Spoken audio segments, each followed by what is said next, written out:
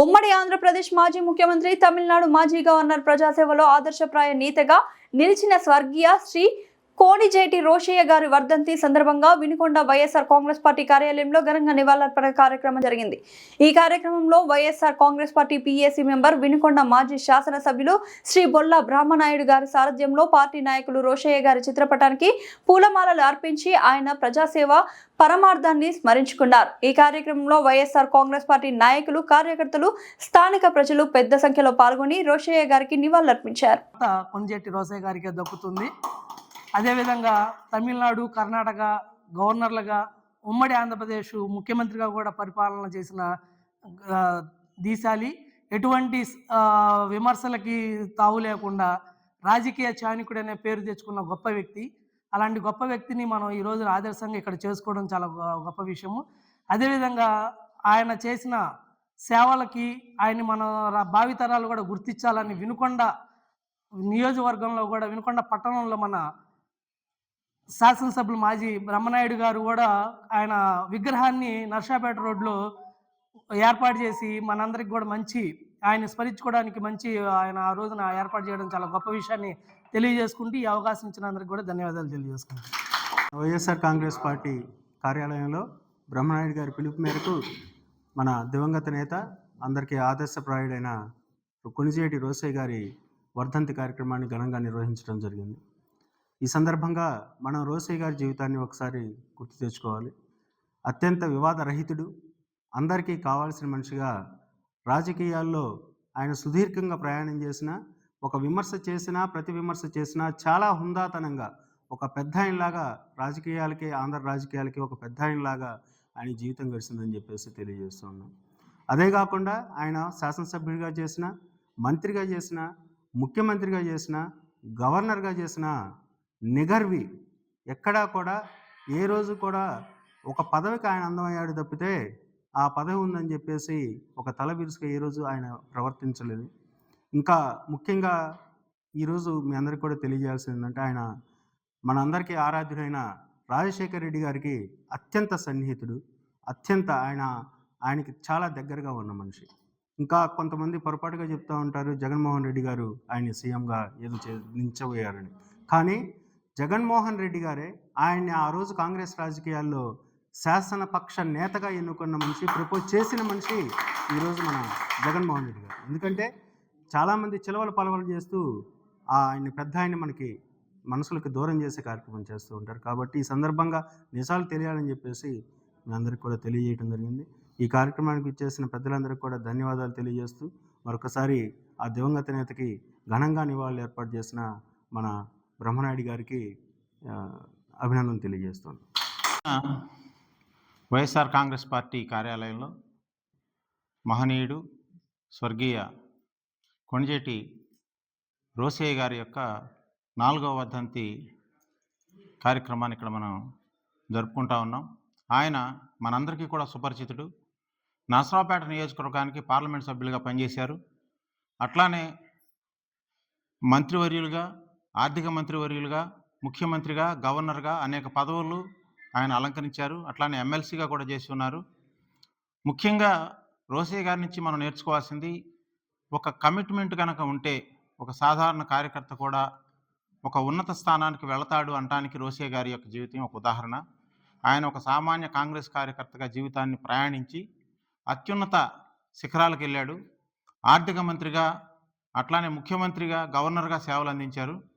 ముఖ్యంగా ప్రజలకి ఉపయోగపడేటువంటి అనేక కార్యక్రమాలని రాజశేఖర రెడ్డి గారు ప్రవేశపెడితే ఫీజు రీఎంబర్స్మెంట్ కానీ, ఇందిరమ్మ గృహ నిర్మాణ పథకం కానీ, అట్లానే ఆరోగ్యశ్రీ కానీ, ఇట్లా రుణమాఫీ కానీ అనేక, అంటే ఆర్థిక లావాదేవీలతో సంబంధం ఉన్నటువంటి అనేక వాగ్దానాలను రాజశేఖర రెడ్డి గారు అలవోకగా చేసేస్తే వాటిని అమలుపరచడంలో చాకచక్యాన్ని ప్రదర్శించి ఎక్కడా నొప్పి కలగకుండా ఇతర వర్గాలకు కూడా, ఎవరికైతే నీడీ పీపుల్ ఉన్నారో వాళ్ళందరికీ కూడా ఆ పథకాలు అమలయ్యేటట్టుగా రాజశేఖర రెడ్డి గారు, అట్లానే రోషయ్య గారు కూడా రచించినటువంటి ప్రణాళికలు చాలా గొప్పవి. అట్లానే మరి ఆయన కాంగ్రెస్ వాదిగా ఉన్నారు. ఆయన కాంగ్రెస్ వాదిగానే సేవలు అందించారు. దాన్ని గుర్తుపెట్టుకునే ఇక్కడ మన గత వైఎస్ఆర్సీపీ ప్రభుత్వ హయాంలో నాటి శాసనసభ్యులు మన ప్రీతమ నాయకులు బొల్లా బ్రహ్మనాయుడు గారు ఆయన యొక్క కాంస్య విగ్రహాన్ని వినుకొండలో కూడా ఏర్పాటు చేయడం జరిగింది. కాకపోతే వాళ్ళ చిత్రమైనటువంటి ధోరణులు కొన్ని చూస్తూ ఉన్నాం. రోసయ్య గారిని కూడా మావాడు అని చెప్పి తెలుగుదేశం పార్టీ వాళ్ళు ఇవాళ ఏదో మాట్లాడుకుంటూ ఉన్నారు. కానీ ఆయన జీవితం మొత్తం కూడా ప్రయాణం సాగిందంతా కాంగ్రెస్ పార్టీతోటి. అట్లానే తెలుగుదేశం పార్టీలో ఉన్నటువంటి ప్రజా వ్యతిరేక విధానాలను ఖండించడానికి ఏ రోజు కూడా ఆయన వెనకాళ్ళ. అసెంబ్లీలో ఇప్పటికి కూడా చాలా వస్తూ ఉన్నాయి. ఇందాక మిత్రులు పెద్దలు చెప్పినట్టుగా ఆయన క్లిప్పింగ్స్ అన్నీ కూడా అవన్నీ చూస్తే ఇవాళ యూత్కి కూడా చాలా ఎడ్యుకేషన్ ఉంటుంది, ఎమ్మెల్యేలకు కూడా ఎడ్యుకేషను. ఒక డిఫరెంట్ ఒపీనియన్ని అసెంబ్లీలో ఎట్లా చర్చకు పెట్టాలి, ఎట్లా మాట్లాడాలి, ప్రజలకు ఎట్లా తెలియజేయాలి అనేది సటైరికల్గాను, విషయం కూడా విశ్లేషణాత్మకంగాను రోసయ్య గారు చెప్పేవాళ్ళు. అట్లా ఇవాళ రోసయ్య గారి యొక్క జీన్స్ కానీ, రక్తం కానీ, ఆయన యొక్క ఆలోచన కానీ మొత్తం కాంగ్రెస్ పార్టీకి పరిమితం. ఆ కాంగ్రెస్ పార్టీ వారసత్వంగా ఇవాళ రాజశేఖర రెడ్డి గారు వారసత్వంగా జగన్మోహన్ రెడ్డి గారు ఉన్నారు. ఆయన్ని చాలా చక్కగా గౌరవించారు జగన్మోహన్ రెడ్డి గారు. అట్లానే పార్టీ ఆయన చాలా గౌరవిస్తూ ఉన్నది. ఈ క్రమంలోనే ఇక్కడ ఆయన కాంస్య విగ్రహాన్ని ఏర్పాటు చేయడం జరిగింది. ఈ సందర్భంగా ఆయనకి మనందరం కూడా ఘననివాళులు అర్పిస్తూ రోసయ్య గారి యొక్క వారసత్వాన్ని, ఆ ఉన్నతత్వాన్ని కూడా మనందరం కూడా తీసుకుంటూ ముందుకెళ్లాలని చెప్పి ఈ సందర్భంగా తెలియజేస్తూ సెలవు తీసుకుంటాం. సభకు నమస్కారం. చాలా సంతోషం. పెద్దలు మాజీ శాసనసభ్యులు బ్రహ్మనాయుడు గారి నేతృత్వంలో పార్టీ ఆఫీసులో రోసయ్య గారి వర్ధంతి కార్యక్రమం జరుపుకోవటం, దానికి అందరూ హాజరు కావటం చాలా సంతోషం. రోసయ్య గారికి నాకు ఉన్న వ్యక్తిగత సంబంధాన్ని గురించి 2 నిమిషాలు గుర్తు చేసుకోవాల్సిన అవసరం ఉంది. రోసయ్య గారు పిసిసి ప్రెసిడెంట్ అయిన తర్వాత పార్లమెంటు సభ్యుడిగా పోటీ చేయాలని ఒక పరిస్థితి వచ్చిన సమయంలో పార్లమెంటుకు పోటీ చేయాలా వద్దా అనే సందిగ్ధం. దానికి ప్రధాన కారణం ఏంటంటే కాసు కృష్ణారెడ్డి గారిని పక్కన పెట్టి రోసయ్య గారికి సీతారాం కేసరి గారు సీట్ ఇస్తామని హామీ ఇవ్వటం జరిగింది. కానీ ఇచ్చినా కూడా చెయ్యాలా వద్దన్న పరిస్థితుల్లో చాలా మదన పడుతున్న పరిస్థితుల్లో డాక్టర్ రాయపాటి శ్రీనివాస్ గారిని రోసయ్య గారు కబురు చేయటం, శ్రీనివాస్ గారు నన్ను కబురు చేయటం, హైదరాబాద్ వెళ్ళటం జరిగింది. ఆయన పరిస్థితి అంతా చెప్పారు. శ్రీనివాస్ గారు నేను మాట్లాడక ముందు అంజిరెడ్డి ఒక 5 నిమిషాలు మీతో మాట్లాడుతారు సార్ వినండి అని అన్నాడు. నేను స్వయంగా చెప్పా, మేము కాసు కృష్ణారెడ్డి గారు చేయకుండా మీరు చేస్తున్నారు అంటే మీరు మాకు వ్యతిరేకం చేసినట్టు కాదు, మీకు మేము వ్యతిరేకులం కాదండి. We are loyal to Congress party. Seat ఎవరికి ఇస్తే వాళ్ళకి చేస్తారు. ఈ పల్నాటి ప్రాంతంలో ఉన్న రెడ్లని గురించి మీరు అనుమానించితే పొరపాటు పడ్డోళ్ళు అవుతారు. మనస్ఫూర్తిగా చెబుతా ఉన్నాం, ఎవరు పార్టీ టికెట్ తెచ్చుకున్న వాళ్ళకి సంతోషంగా చేస్తారే కానీ ఎవరిని ఆపరు, మా మీద మీరు విశ్వాసం ఉంచండి అని ఈ మీటింగ్లో చెప్పడానికి వీలైన కొన్ని సందర్భాలు సమయోచితంగా చెప్పడం జరిగింది. ఆ పక్కనే వాళ్ళ కొడుకు బయటకు వచ్చిన తర్వాత ఇంకా శ్రీనివాస్ గారు ఇంకా నేను మాట్లాడేది అదేనండి, నేను మాట్లాడాలన్నది ఆయన మాట్లాడాలని చెప్పాడు.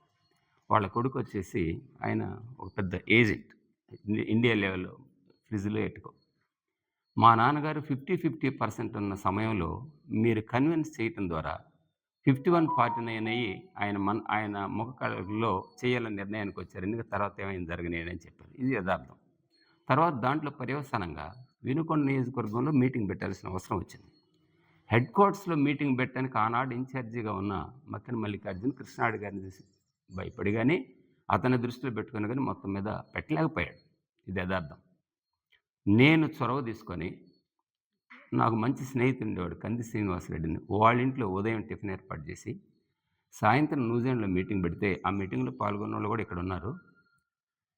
ఈ 7 నియోజకవర్గాల్లో నియోజకవర్గ హెడ్ క్వార్టర్స్లో జరిగినంత ఒక మారుమూల ప్రదేశం న్యూజిలాండ్లో 250 ట్రాక్టర్లు వచ్చి 10-12 వేల మంది జనం వచ్చి చాలా గొప్పగా జరిగింది అని ఆయన ఆశ్చర్యపోయి, సహజంగా ఆయన కాస్త వాత్సల్యంగానే పెద్దగా మాట్లాడు, పెద్ద చనువు కూడా ప్రదర్శించడు. ఆయన కూడా ఆనందం పట్టుకోలేక ఆ స్టేజ్ మీద ఉన్న వాళ్ళని ఓటేసుకుంటే అందరి సుఖాలు నలిగిపోయాయి. అంటే ఆయనకు అంత హ్యాపీగా ఉండి నేను గెలుస్తున్నాననే సంతోషంలో వచ్చారు. తర్వాత నియోజకవర్గంలో ఒకటి అది యథార్థంగా ఒరిజినల్గా జరిగింది. తర్వాత రోసయ్య గారు ఎంత రాజకీయ చతురుడంటే ఎన్టీ రామారావు ముఖ్యమంత్రి అయిన తర్వాత అసెంబ్లీలో వాళ్ళకు పూర్తి మెజారిటీ ఉన్న తర్వాత కౌన్సిల్లో ఆనాడు రోసయ్య గారు మన జిల్లావాసి, అలానే సింగం బసవన్న గారు, వీళ్ళిద్దరి వాక్చాతుర్యంతో కానీ వాస్తవ పరిస్థితి చెప్పడంలో కానీ చట్టాన్ని నివేదించడంలో కానీ ప్రయత్నం చేసి ఈ ఎమ్మెల్సీలు వీళ్ళిద్దరుండగా నాకు తలనొప్పని వాళ్ళిద్దరిని దృష్టిలో పెట్టుకునే కౌన్సిల్ రద్దు చేశారని సర్వత్ర వినపడ్డ మాట. దాంట్లో 199 పాళ్ళు నిజం ఉంది. అంత సమర్థుడు. అలానే రెండు ఇన్సిడెంట్లు అయితే, మూడోది రాజకీయంగా ఎక్కువ బడ్జెట్ ప్రవేశపెట్టిన కాంగ్రెస్ పార్టీలో ఆర్థిక మంత్రిగా రోసే గారైతే, రాజశేఖర రెడ్డి గారితో పాటు విజయభాస్కర్ రెడ్డి గారు కానీ, చెన్నారెడ్డి గారు కానీ, ఇంకా జనార్దన్ రెడ్డి గారు కానీ, నిజం చెప్పాలంటే ఏ ముఖ్యమంత్రి ఉన్నా ఎక్కువ మంది రెడ్లు ముఖ్యమంత్రులు చేశారు. రెడ్ల దగ్గర ఆయన సన్నిహితంగా ఉండేవాడు. ఎక్కడ వివాదం కాదు అని ఇంతకుముందు చెప్పినట్టుగా ఇది యథార్థం. రాజశేఖర రెడ్డి గారు ఇంకా మొదట నుంచి పోయిన అసంతృప్తివాదిగా ఉన్నప్పటికి కూడా ఎక్కడ ఎలాంటి అరమరికలు లేకుండా ప్రేమగా ఉన్న పరిస్థితుల్లో ఆయన ముఖ్యమంత్రి అయిన తర్వాత ఆ చనువుని కంటిన్యూ చేసుకుంటూ అందరికంటే బాగా చనువైన పరిస్థితి కనపడుతూ ఉంటుంది. ప్రతి ముఖ్యమంత్రితో బాగుండేవాడు. అందుకే చంద్రబాబు మీటింగ్లో ఈయనకి తెలివి ఎక్కువైంది అని డైరెక్ట్ మనం చాలామంది వినుంటాం. ఈయనకి ఈ మధ్య చాలా తెలివి ఎక్కువైంది అని రోసే గారిని సంబోధించి మాట్లాడాడు. అవును, నేను చాలా తెలివి కల్లోని. నాకు నీలాంటి తెలివి ఉంటే వెంటనే ఏ జనార్దన్ విజయభాస్కర్ రెడ్డి గారినో, రాజశేఖర రెడ్డి గారినో, చెన్నారెడ్డినో కత్తితో పొడిసి నీలాగా ముఖ్యమంత్రిని కాకపోయినా అన్న మాట మీరు చాలామంది వినుంటారు. అంటే సమయం సందర్భం వచ్చినప్పుడు ఆయన చెప్పే సమాధానం కానీ, ఆయన ఆలోచించే తీరుతెన్నులు కానీ, ఆయన వాడే బాణాలు కానీ, ఆయన వేసే తోటలు కానీ చూస్తే రాజకీయంగా ఎవరైనా ప్రత్యర్థులు నివేరిపోవాల్సింది. అలాంటి మహనీయుడు గవర్నర్గా ఉండి అసలు ఆయన చాలామందికి చెప్తాడే కానీ ఎక్కువ విషయాల్లో రికమెండేషన్ చేయడు. ఇప్పుడు మన డాక్టర్ నాగార్జున రెడ్డికి పోస్ట్ గ్రాడ్యుయేషన్ సీట్ కావాలంటే గవర్నర్ ఫోన్ చేసి లెటర్ ఇచ్చి కాలేజీకి పంపించాడు. కానీ సాధ్యమైందా కాదా కదా, అంత చనువు చూపించాడు ఆనాడు నేను చేసిన ప్రయత్నాన్ని దృష్టిలో పెట్టుకుని. అందువల్ల రోసే గారు తిరుగులేని కాంగ్రెస్ పార్టీ నాయకుడిగా, తిరుగులేని మంత్రిగా, పార్లమెంటు సభ్యుడిగా, ఎమ్మెల్సీగా, ఎమ్మెల్యేగా, చీరాల ఎమ్మెల్యే, తెనాలి ఎమ్మెల్యే అలా చేసి అందరి మనల్ని పొందిన రోసే గారు చనిపోవటం ఆంధ్ర రాష్ట్రానికి తీరం లోటు. ఆయన ఎంతవరకు చేయాలంటే అంతవరకే చేసేవాడు. కానీ ఇంకొక రికార్డ్ ఏంటంటే, ఇన్నేళ్ళ ఆర్థిక మంత్రిగా ఒక్క రూపాయి ఓవర్ బడ్జెట్ని దాటి అదనంగా డబ్బు తీసుకున్న సందర్భం లేదని ఆయనకు ఒక కితాబ్. అప్పుడు అక్కడ సెంటర్లో ప్రణబ్ ముఖర్జీ గారికి విలువ ఉండేది, ఇక్కడ రోసే గారికి విలువ ఉండేది. అలాంటి మహనీయుని స్మరించుకుంటూ వారి అడుగుజాడలు నడవాలని. దురదృష్టం ఏంటంటే చాలామందికి ఆయన్ని పొట్టి శ్రీరాములు గారిని, రోసే గారిని వయసు అని సంబోధించడం, కులంగా సంబోధించినా కానీ వయసు అనుకోవడం పొరపాటు. ఆయన అందరి వాడు, పార్టీ నాయకుడు, పెద్దవాడు, మార్గదర్శి. కానీ ఈ యువతలో కొంత దురదృష్టమైన ఆలోచన వచ్చి ఏదో ఇన్నేళ్ళు ఆయన్ని ఆర్థిక మంత్రిగా, ముఖ్యమంత్రిగా, గవర్నర్గా కాంగ్రెస్ పార్టీ చేస్తే ఆ చేసిందంతా మర్చిపోయి రోసే గారిని దించడానికి రాజశేఖర రెడ్డి గారు, రాజశేఖర రెడ్డి గారు అబ్బాయి జగన్మోహన్ రెడ్డి గారు దించారు అని ఒక మాట మాట్లాడటం అనేది చాలా విడ్డూరం, దుర్మార్గం, అన్యాయం.